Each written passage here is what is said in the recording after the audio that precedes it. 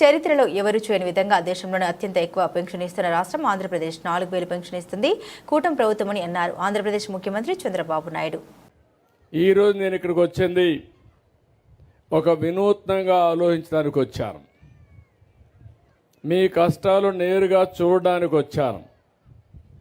ఇప్పుడే ఒక 2 ఇండ్లకి వెళ్ళాను.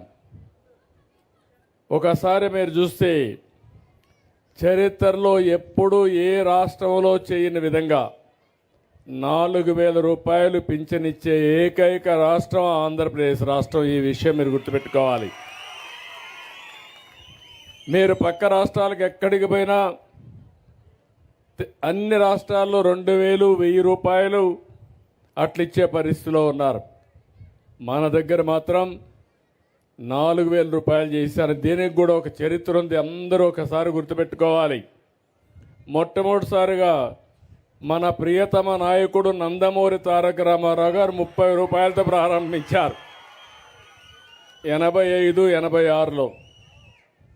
నేను వస్తానే దాన్ని 75 రూపాయలు చేశాను 96, 97లో. మళ్ళీ 2014కి వస్తే అది 200 ఉండేది. 200 నుంచి 2,000 రూపాయలు చేసిన ఘనత తెలుగుదేశం పార్టీది 5 సంవత్సరాల్లో. మళ్ళా వచ్చిన ప్రభుత్వం 250, మళ్ళా అప్పుడప్పుడు ఒక 250, కడాన ఇంటికి పోయేటప్పుడు 3,000 రూపాయలు చేసి ఇంటికి పోయారు.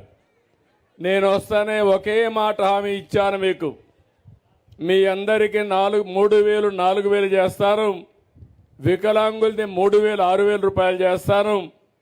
ఎవరైనా మరీ ఇంట్లో నడవలేకుండా బెడ్ మీదనే ఉండి ఇంట్లో ఒక వ్యక్తి ఆయనకు సేవలు చేసే పరిస్థితి వస్తే అలాంటి వాళ్లకు 15,000 రూపాయలు ఇస్తామని చెప్పిన మానవత్వం ఉండే ప్రభుత్వం తెలుగుదేశం ప్రభుత్వం.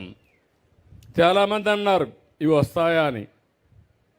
ఏప్రిల్ నుంచి ఇస్తానన్నాను. మీరు చూశారు ఏప్రిల్లో. నేను జూన్లో వచ్చాను. ఏప్రిల్ నుంచి వడ్డీతో సహా మొత్తం 3 నెలలు కలిపి ఒకేసారి 7,000 రూపాయలు పింఛనిచ్చిన పార్టీ తెలుగుదేశం పార్టీ. అక్కడి నుంచి నెలవారీగా ఇస్తూ వస్తున్నాం. దీనికి కూడా ఒక పేరు పెట్టాం, పేదల సేవలో.